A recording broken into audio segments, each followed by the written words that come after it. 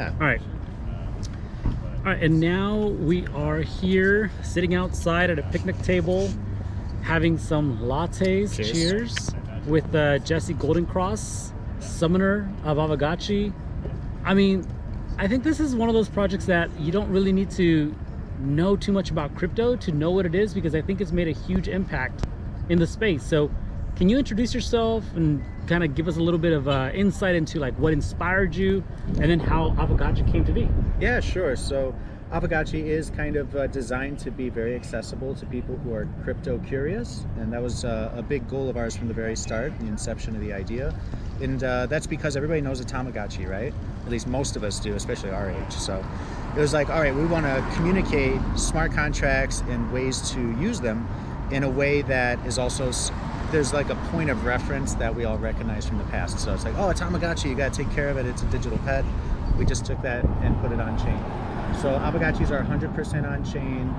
They're kind of on that short list of NFTs. They're on the extreme end of the spectrum where as long as that chain exists, those Aavegotchis are going to exist, the artwork, everything.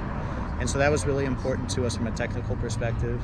And you are able to pet them. You don't feed them, but you pet them, and their kinship scores this dynamic metadata that goes up and down. So you're right, it's something that I think someone who is not into crypto yet can totally get on a surface level.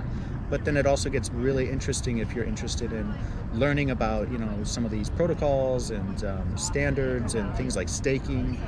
We have a staking mechanisms that's relatively user-friendly. So it's like people come into Aavegotchi and they come out learning about all these different DeFi tools that are out there. And that's one of the most satisfying aspects of Aavegotchi. Yeah, it really has become this like user on-ramp into Web3.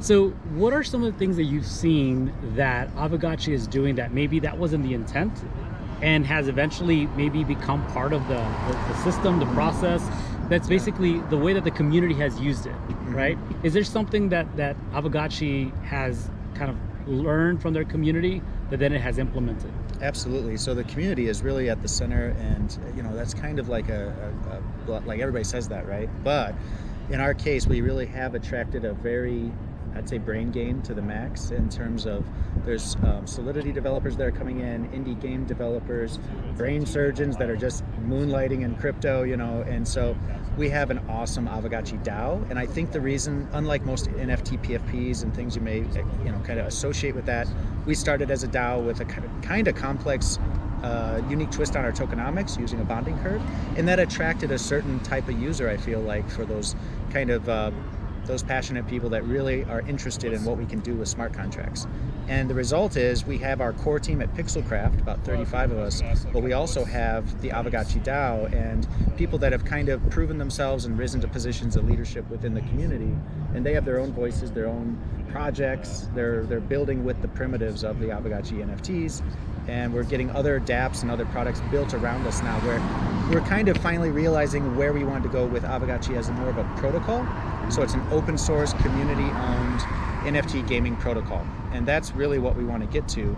And we're already there in so many ways, depending on what metrics you measure by. So Open source is huge in this space, right? I think any project that, or at least a project that has open source as the root of what they are, I think tend to do well. Why do you think that is? And really, how do you think that open source has evolved with projects like Ethereum? yeah, Ethereum has basically taken the idea of open source and added a monetary layer, this layer of value like that we can exchange and specify and define. So it's been very, very good for the open source movement in that way. And in our case, it's helped us to align ourselves with the community members. So we have this thing called like the Circle of Win. And when there were, whether it's an NFT sale or we're getting ready to release our metaverse, there's land distribution. Part of that is a sale, but part of that is also through the staking mechanism. So if you're staking, you're winning land.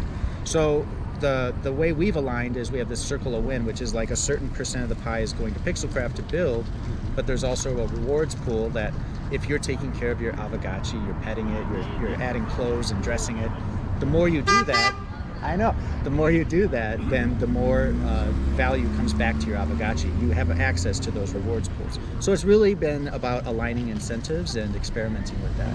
it's one of the most enjoyable parts of the whole kind of tug and pull of working with a decentralized organization.